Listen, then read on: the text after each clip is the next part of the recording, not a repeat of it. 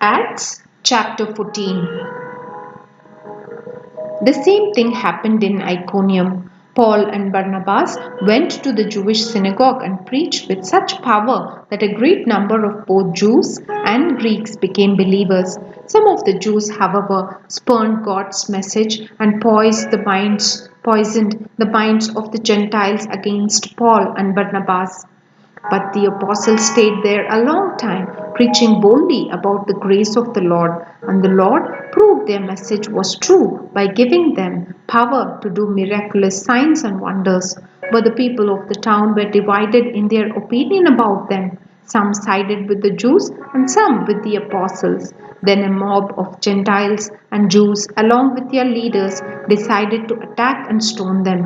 When the apostles learned of it, they fled to the region of Lycaonia, to the towns of Lystra and Derbe and the surrounding area, and there they preached the good news. While they were at Lystra, Paul and Barnabas came upon a man with crippled feet. He had been that way from birth, so he had never walked. He was sitting and listening as Paul preached. Looking straight at him, Paul realized he had faith to be healed. So Paul called to him in a loud voice, "Stand up!" And the man jumped to his feet and started walking. When the crowd saw what Paul had done, they shouted in their local dialect, "These men are gods in human form." They decided that Barnabas was the Greek god Zeus and that Paul was Hermes, since he was the chief speaker. Now the temple of Zeus was located just outside the town, so the priest of the temple and the crowd brought bulls and wreaths of flowers to the town gates, and they prepared to offer sacrifices to the apostles. But when the apostles, Barnabas and Paul, heard what was happening, they tore their clothing in dismay and ran out among the people, shouting, "Friends, why are you doing this? We are merely human beings, just like you. We have come to bring you the good news that you should turn from these worthless things and turn to the living God who made heaven and earth, the sea, and everything in them.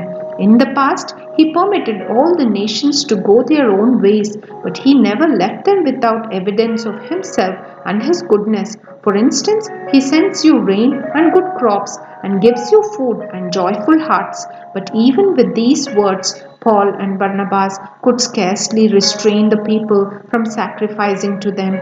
Then some Jews arrived from Antioch and Iconium and won the crowds to their side. They stoned Paul and dragged him out of the town, thinking he was dead. But as the believers gathered around him, he got up and went back into the town.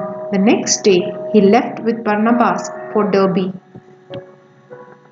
After preaching the good news in Derbe and making many disciples, Paul and Barnabas returned to Lystra, Iconium, and Antioch of Pisidia, where they strengthened the believers. They encouraged them to continue in the faith, reminding them that we must suffer many hardships to enter the kingdom of God.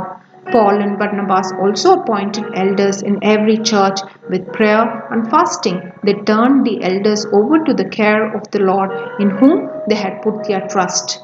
Then they traveled back through Pisidia to Pamphylia. They preached the word in Perga, then went down to Attalia. Finally, they returned by ship to Antioch of Syria, where their journey had begun. The believers there had entrusted them to the grace of God to do the work they had now completed. Upon arriving in Antioch, they called the church together and reported everything God had done through them and how He had opened the door of faith to the Gentiles too. And they stayed there with the believers for a long time.